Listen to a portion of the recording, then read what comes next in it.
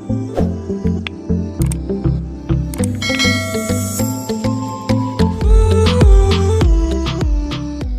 नमस्ते साथीहरु, स्वागत छ तपाईहरुलाई हाम्रो च्यानल नेपाल इन्जिनियर्स लोकसेवा सोलुसनमा। आज म तपाईहरुको लागि असिस्टेन्ट सब इन्जिनियरको प्रिभियस इयर लिएर उपस्थित भएको छु, जुन कि 2073 साल 2 महिना 26 गते लिएको लोकसेवा आयोगको चाहिँ प्रिभियस इयर क्वेशन रहेको छ। यो क्वेशनमा तपाईहरुलाई सबै एउटा प्रिभियस सिलेबसको जुन थियो त्यसबाट अलिकति मात्रै थप भएको छ। त्यसबाट अलिकति कन्सेप्ट आउँछ कि कस्तो टाइपको क्वेशन चौथो तहमा तपाईहरुलाई सोधिरहेछ हैन, जनरली सोधिरहेछ। अब चाहिँ नयाँमा चाहिँ के थपिन्छ त्यसको बारेमा पनि म यसमा भन्छु। त्यही भएर तपाईहरु भिडियोलाई राम्ररी हेर्नु होला र भिडियो हेरेर भिडियोलाई लाइक गरेर च्यानललाई सब्स्क्राइब गरेर हाम्रो च्यानलसँग जुड्नु होला। आजको विषयवस्तुको क्वेशन नम्बर फर्स्ट मा के रहेको छ, The clear cover for a slab with M20 concrete is generally slab मा चाहिँ क्लियर कभर कति राख्ने गर्छ M20 कंक्रीट को ढलान हुँदा। एक को चाहिँ सही उत्तर हुन्छ तपाईको 15 mm।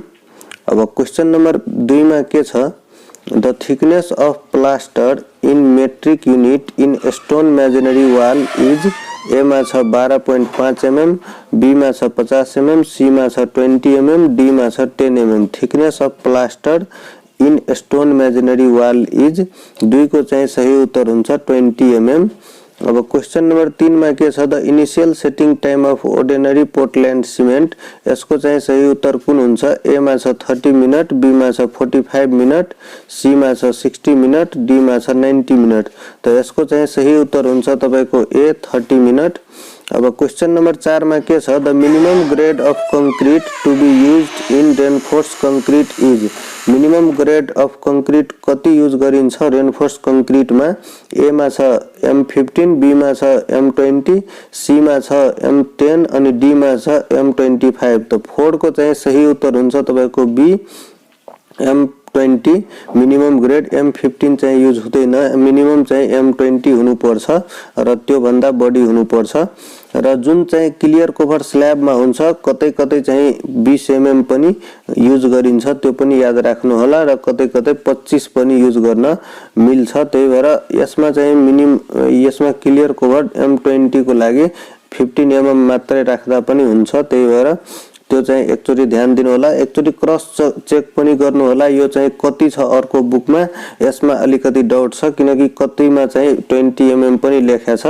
अब क्वेशन नम्बर 5 मा के छ, The age of tree can be known by examining A मा छ कैबियम लेयर, B मा छ एनुलर रिंग, C मा छ मेडुलरी रेज, D मा छ हट वुड। त एज अफ ट्री कसरी पत्ता लगाइन्छ, एनुलर रिंग बाट। B चाहिँ सही उत्तर हुन्छ 5 को। अनि 6 मा के छ, bitumen is generally obtained from A मा छ अर्गेनिक मटेरियल, B मा छ सिन्थेटिक मटेरियल, C मा छ पेट्रोलियम प्रोडक्ट, D मा छ कोयल। त 6 को चाहिँ सही उत्तर हुन्छ तपाईको C पेट्रोलियम प्रोडक्ट बाट चाहिँ बिटुमिन उत्पादन गरिन्छ। 7 मा के छ, per capita demand of water in litre is calculated as, per capita demand of water in litre is calculated as. A मा छ per person per month, B मा छ per person per year, C मा छ per person per day, D मा छ non of the above. त 7 को चाहिँ सही उत्तर हुन्छ पर पर्सन पर डे चाहिँ पर क्यापिटा डिमान्ड चाहिँ क्याल्कुलेट गरिन्छ। यो वाटर सप्लाई को क्वेशन हो। अब क्वेशन नम्बर 8 मा के छ, the bar in structure slab placed first in the bottom is. A मा छ नेगेटिभ बार, बी मा छ डिस्ट्रिब्युसन बार, सी मा छ मेन बार, डी मा छ नन अफ द अबव। धेरै नै सजिलो क्वेशनहरु आउँछ, त्यही भएर यो मेन बार हुन्छ। अब द बार पहिला जुन राख्छ नि स्ट्रक्चर स्ल्याबमा पहिला सबभन्दा पहिला त्यसलाई मेन बार भन्छ, जुन कि सर्टर डाइरेक्सनमा पनि राख्छ, त्यो पनि याद राख्नु होला। 9 मा के छ, the reinforcement placed perpendicular to the main bar of the beam are called। A मा छ स्टिरअप, B मा छ डिस्ट्रिब्युसन बार, C मा छ मेन बार, D मा छ नन अफ द अबव। धेरै नै सजिलो क्वेशन रहेको छ। 9 को चाहिँ सही उत्तर हुन्छ reinforcement placed perpendicular to the main bar of the beam यसलाई चाहिँ स्टिरअप भन्ने गर्छ। 9 को चाहिँ ए आन्सर हुन्छ। अनि 10 मा के छ, manhole generally provided at each, A मा छ बेन्ड, बी मा छ जंक्शन, सी मा छ चेन्ज इन ग्रेडियन्ट, डी मा छ अल अफ द अबव। त 10 को चाहिँ सही उत्तर हुन्छ अल अफ द अबव। जहाँ बेन्ड आउँछ, जहाँ बेन्ड आउँछ, जहाँ चेन्ज इन ग्रेडियन्ट हुन्छ, जहाँ जंक्शन हुन्छ, त्यहाँ चाहिँ म्यान होल चाहिँ प्रोभाइड गरिन्छ। अब क्वेशन नम्बर 11 मा के छ, the minimum hook length to be provided in stirrup is, minimum hook length stirrup मा चाहिँ कति प्रोभाइड गरिन्छ। त 11 को चाहिँ सही उत्तर हुन्छ 75 mm मिनिमम। 80 चाहिँ जनरली 12 mm को डन्डीमा चाहिँ प्रोभाइड गरिन्छ। मिनिमम चाहिँ 75 चाहिँ हुन्छ नै जुन हुक लेन्थ अफ स्टिरअप हो। हुक लेन्थ कसलाई भनिन्छ भन्दाखेरि यो चाहिँ स्टिरअप भयो, यो चाहिँ हुक जुन छ नि दुवै साइड 75 mm को प्रोभाइड गर्नै पर्छ।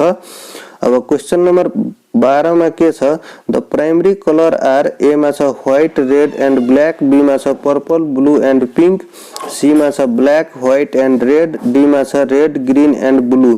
त 12 को चाहिँ सही उत्तर हुन्छ रेड, ग्रीन, ब्लू जुन कि प्राइमरी कलर हो।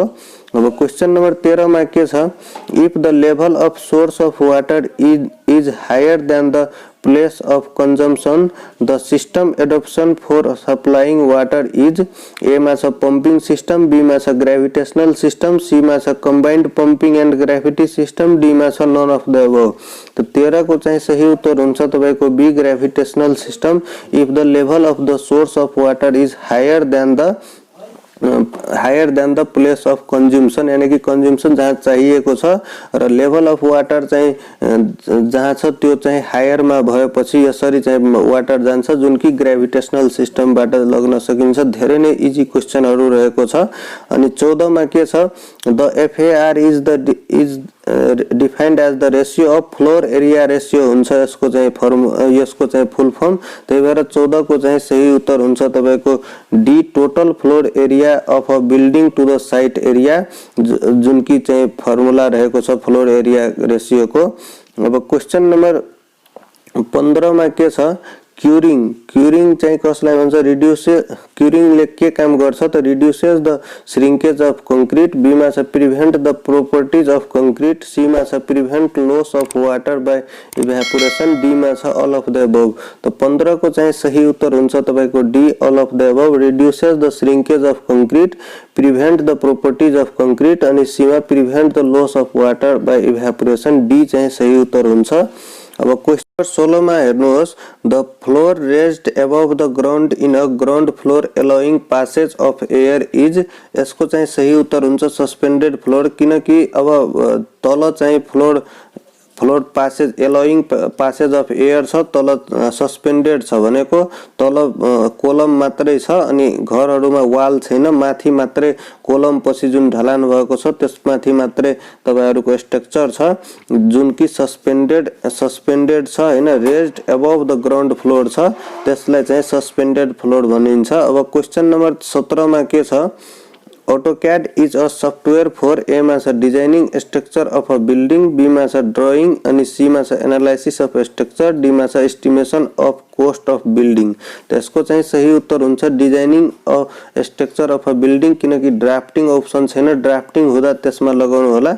अब क्वेशन नम्बर 18 मा के छ, the left by a land owner between road, right of way and the building is, A मा छ गाइडेड ल्यान्ड, बी मा छ फ्लोर ब्याक, सी मा छ सेट ब्याक डिस्टेन्स, डी मा छ projection. Left by a land owner between road and the building, त्यसलाई चाहिँ के भन्छ त 18 को चाहिँ सही उत्तर हुन्छ तपाईको सी, सेट ब्याक डिस्टेन्स जुन कि छोडेर घर बनाउनु पर्छ। अब क्वेशन नम्बर 19 मा के छ, GI pipe coming from both side is joined with a fitting called, A मा छ सॉकेट, बी मा छ टी, सी मा छ युनियन, डी मा छ इल्बो।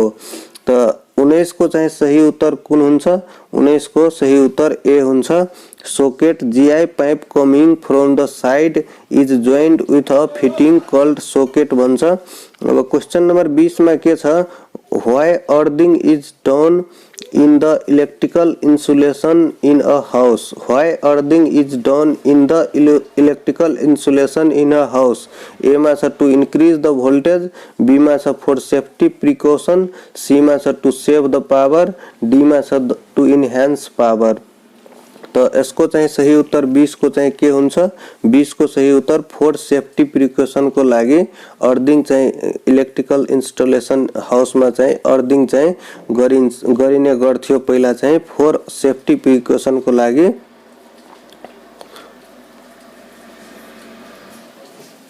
अब क्वेशन नंबर 21 मा के छ, 21 मा रहेको छ a floor constructed with 3 minute marble chips is 3 mm हुनु पर्यो, मिलिमिटर हुनु पर्यो। A floor constructed with 3 mm marble chips is called, A मा छ मोजाइक फ्लोर, बी मा छ टेर्जो फ्लोर, सी मा छ चिप्स फ्लोर, डी मा छ नन अफ द अबव।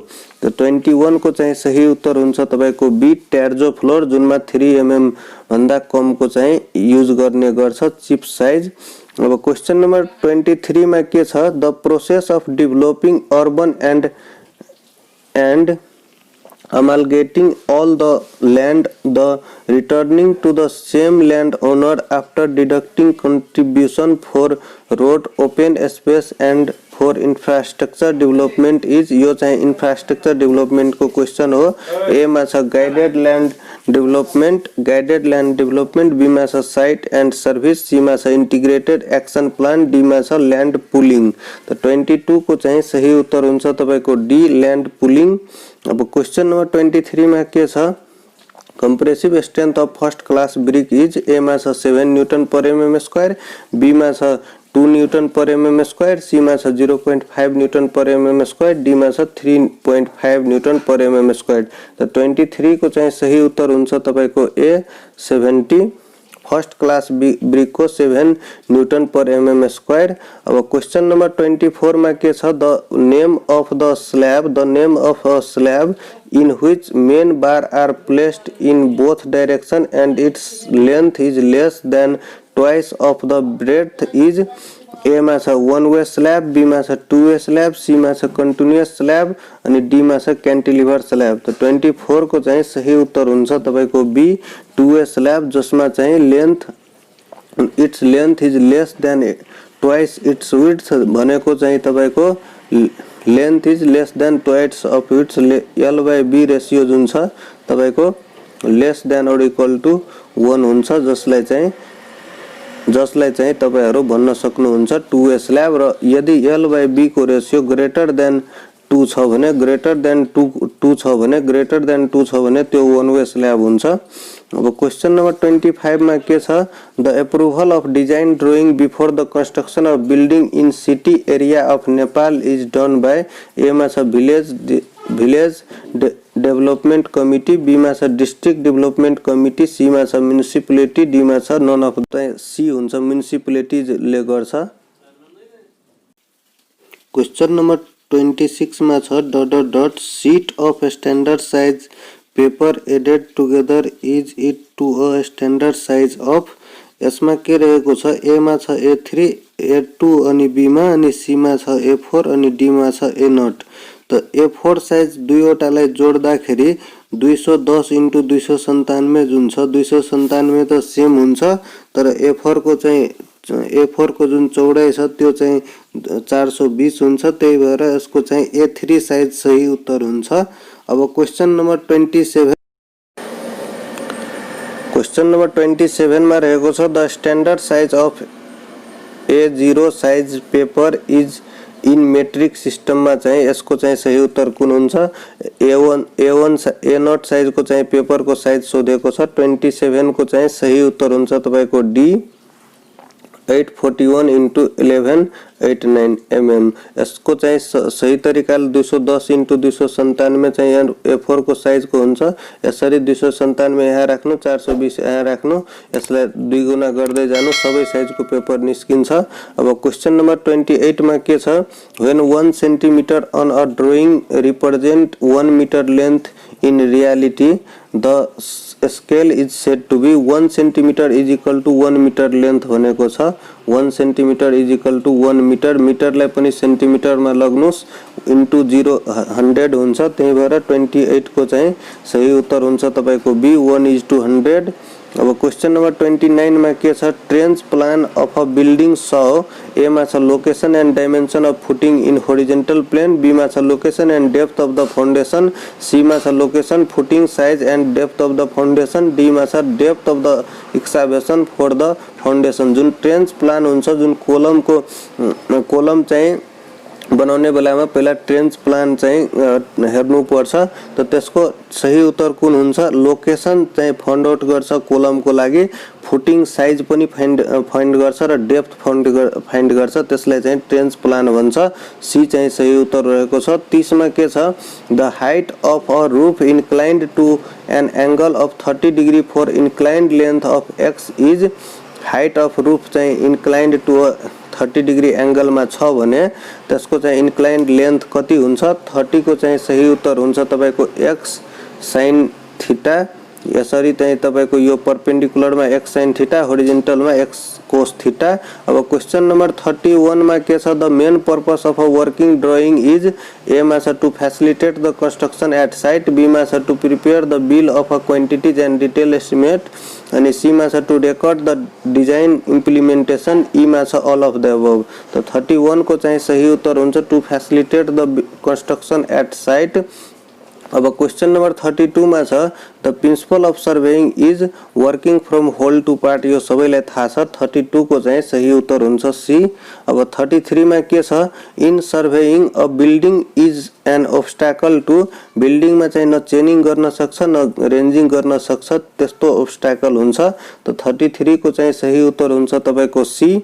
त्यहाँ चाहिँ चेनिङ पनि गर्न सकिदैन, अनि ranging but chaining but not ranging, ranging but not chaining, यो यस्तो चाहिँ बोथ अफ द अबव हुन्छ, किनकि न त्यहाँ रेन्जिङ गर्न सकिन्छ न चाहिँ चेनिङ गर्न सकिन्छ। यसमा चाहिँ तपाईहरुको डी अप्सन हुनुपर्छ, किनकि यसमा मिस्टेक छ, बिल्डिङमा कुनै पनि गर्न सकिदैन। अब 34 को कुन छ, यसमा फेरि चाहिँ सी आन्सर छ बुकमा। 34 मा के छ, in government norms during the calculation of a unit rate VAT is added amount of overhead, VAT कति पर्सेंट छ त 13% नेपालमा, यो कुरा याद राख्नु होला। अब क्वेश्चन नंबर 35 मा छ, the government rate for each construction item is changed every year, is changed every year based on, A मा छ district rate of labour and material, B मा छ एनुअल बजेट, अनि सी मा छ नॉर्म्स एंड स्टैंडर्ड, डी मा छ engineering calculation. Government rate for each construction item is changed every year based on कुन केमा आधार भएर चाहिँ चेन्ज हुन्छ। तो 35 को चाहिँ सही उत्तर हुन्छ A, district rate of labour and material. अब क्वेश्चन नंबर 36 में the survey in which the curvature of the earth is ignored is called, A में प्लेन सर्वे, बी में जियोडेटिक सर्वे, सी में जियोलॉजिकल सर्वे, डी में aerial survey. तो 36 को चाहिँ सही उत्तर हुन्छ प्लेन सर्वे, र जसमा चाहिँ इग्नोर हुँदैन त्यो चाहिँ जियोडेटिक सर्वे हो। अब क्वेश्चन नंबर 37 में के छ, एन एस्टिमेट इज, ए में the calculation of a quantities required in the construction of a work, B में the competition of expenditure likely to be incurred in the construction of a work, C मा छ both of the above। तो 37 को चाहिँ सही उत्तर हुन्छ तपाईको C, both of the above। अब क्वेश्चन नंबर 38 में के छ, the gradual reduction in the value with age of a property is known as, gradual reduction भनेको छ, ए मा छ डिभ्यालुएसन, बी मा छ रिभ्यालुएसन, सी मा छ डिप्रिसिएसन, डी मा छ एप्रिसिएसन।